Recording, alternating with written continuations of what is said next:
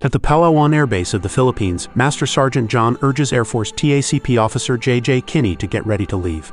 Flying over the Sulu Sea a while later, John outlines the task they have been assigned, to extract a CIA asset who was captured during one of the several extremist activities in the area. Meanwhile, at the military airbase in Las Vegas, Staff Sergeant Nia Branson reminds Captain Eddie Grimm, better known for his alias Reaper, about their upcoming mission. Seeing that young Kinney is nervous about the mission, his teammates Abel and Bishop joke about a bit to lighten the mood. Reaper, meanwhile, cannot be with his pregnant wife because of the mission, and hence asks the ground crew to pay attention to the base's phone in case his wife calls with news of going into labor. John and his team approach the drop zone while preparing themselves to face the troubles the Sulu Sea is known for. Jumping off their plane, the team reconvenes at the beach before proceeding towards their destination over a ridge. Meanwhile, Nia and Reaper take their places to provide support through an unmanned aerial vehicle, the Reaper, to be the eyes in the sky for the team on the ground.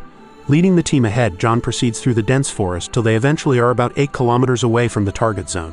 As they cautiously continue to make their way through, Reaper and Nia discuss their personal matters, namely his wife's pregnancy and Nia's upcoming wedding. Reaper then takes a break to check in with his wife even as the team gets within 3 kilometers of the target zone.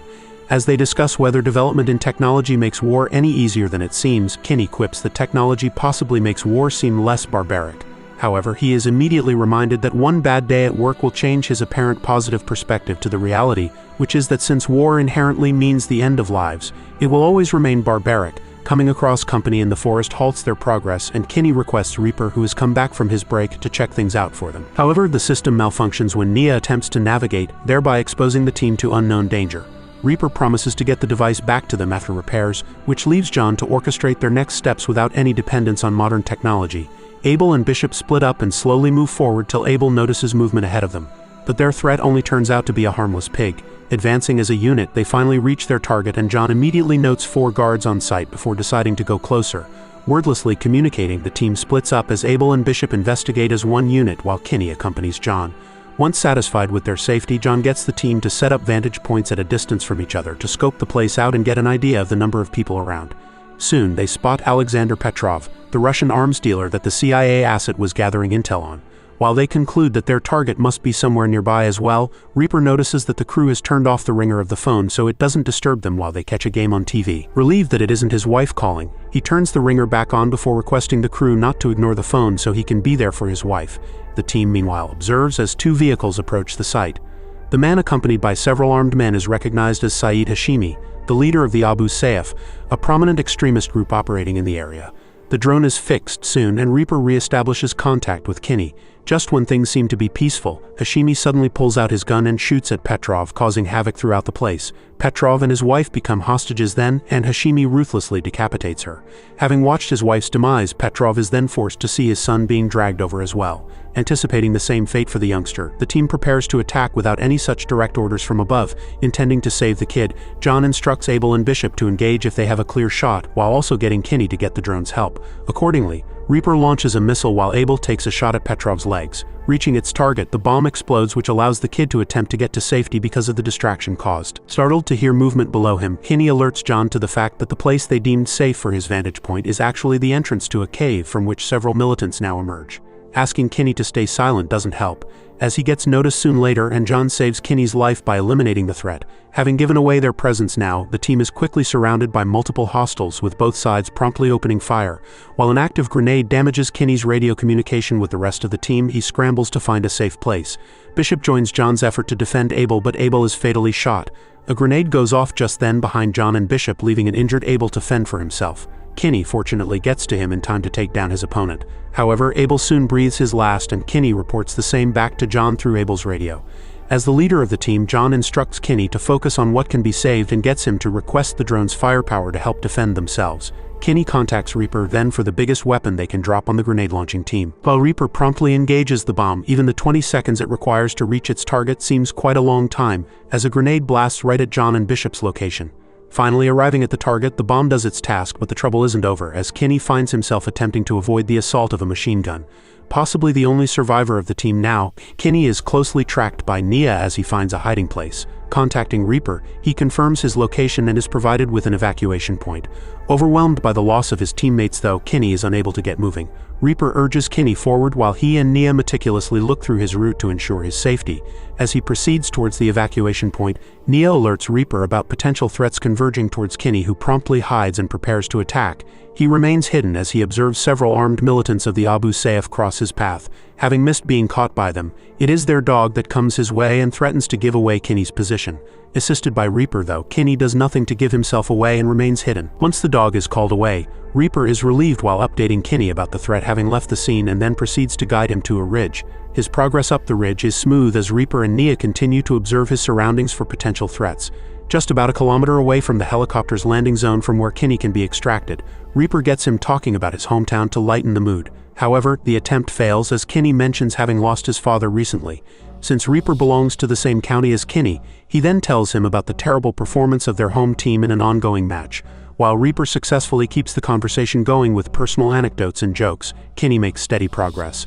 Finally reaching the evacuation area by sundown, Kinney is informed that the helicopter is on its way.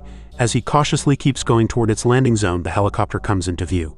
The hope of a successful extraction is short-lived, however, as Kinney suddenly goes down having been shot.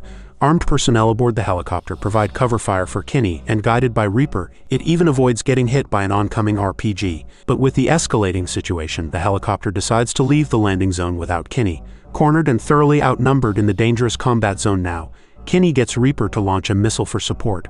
While the target is hit, Kinney's trouble rises with the arrival of more militants.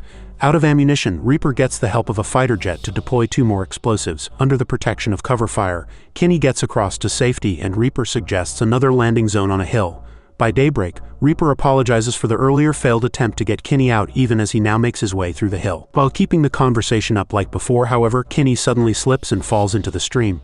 He spots his weapon at a distance, which leaves him with only a pistol against the armed men coming upon him. Pursued down the stream, he jumps to follow it below and hides at the base of the waterfall before carefully swimming ahead. Believing that he has found safety in a cave, Kinney unfortunately gets captured instead. While Reaper and Nia get permission to extend their shift and continue looking for him, Kinney wakes up a while later looking thoroughly beaten up. Surprisingly then, John comes to his rescue and gathers whatever supplies he can get his hands on while informing Kinney about Bishop being severely injured before getting captured. Arming themselves, they then proceed with their plan to get Bishop back. On their way, Kinney manages to establish a connection with Reaper and informs him about going back to save Bishop just before losing contact. Arriving at the team's initial location, Kinney studies the surrounding area to come up with a plan. He suggests that they request 3 bombs to be dropped at an interval of 15 minutes to give them enough time to first create a distraction to grab Bishop and then leave behind complete destruction. Before he can confirm the plan with Reaper, Kinney loses contact again due to low battery. On the other hand, Reaper and Nia are forced to stop working since they have already overextended their shift. Scoping out the location, John and Kinney carefully move in. Dealing with the militant in the tent outside, they proceed to the house where they tackle a few more and eliminate them as well. Having drawn attention to themselves, they are soon attacked, but they manage to overpower their opponent before proceeding further. Continuously attacking to make progress, they come across a bunch of militants with whom they exchange fire. John gets shot at in the process and Kinney is soon overwhelmed by an attacker. He does his best to keep him at bay and John eventually gets rid of the threat, thereby saving Kinney's life yet again. However, an active grenade knocks them out just then, and they are transferred to the facility's cave prison in a thoroughly beaten-up state right alongside Bishop. Kinney informs their captor of the impending doom over the place, but they pay him no attention even as the launch of the first bomb is arranged. Fatally injured as he is, John instructs Kinney to get Bishop and leave just as he is dragged out to be ruthlessly executed by the leader. When the first bomb hits, Kinney is dragged out to receive his portion of the torture while Reaper arrives at a grocery store. Faced with the leader of the Abu Sayyaf, Kinney reiterates his warning of the remaining bombs. As before, the warning is ignored in favor of his torture. While Reaper continues shopping, Kinney is repeatedly dunked in water to be questioned about more commandos in the area. His honesty is disregarded because of the presence of jets around them, which compels Kinney to reiterate the seriousness and urgency of the bomb on its way. Nonetheless, he is dunked yet again, even as the leader insists that even he is affected by the brutality of loss of lives in this battle. The second bomb is then launched, which impacts the caves. Submerged as he was during his torture, Kinney endures the explosion and looks around for survivors while arming himself with a machete. Surprisingly, he comes across the CIA asset they were initially supposed to rescue, and together, they proceed further. Kinney then finds the leader of the Abu Sayyaf maniacally laughing and drives the machete through him before physically venting his anger at him for all the trouble that has been caused. He then grabs the leader's satellite phone before freeing Bishop. With a little more than 5 minutes left for the final bomb to arrive, Kinney leads Bishop and the CIA asset on their way out of the caves. Struggling to find a signal for the satellite phone, Kinney finally manages to get through to the phone at the base. However, since the staff is distracted by the ongoing game, Kinney is simply redirected to call Reaper instead. Trying Reaper's number then, Kinney gets a busy line since he is consulting with his wife about her shopping list. With only 3 minutes left for the bomb to be launched, Kinney gets his companions moving again while Reaper fortunately checks his voicemail. Hearing Kinney asking him to stop the final bomb, Reaper rushes out of the store and calls the base. Fully engaged in the game, the squad ignores the phone even as Reaper gets on his way to reach the base, and Kinney urges Bishop and the CIA asset to hurry out of the caves. Reaper arrives at the base with almost no time left, and hurries through the corridors screaming for the strike to be aborted. He manages to call it off just as Kinney emerges out of the caves and sees the bomber jet harmlessly fly past him. Relief surges through Kinney as he waves to Reaper, who is himself glad to have got there just in time and avoided a massive disaster. Enraged at the crew's nonchalance, however, he notices that the phone has been disconnected, rendering its ringer to be switched off.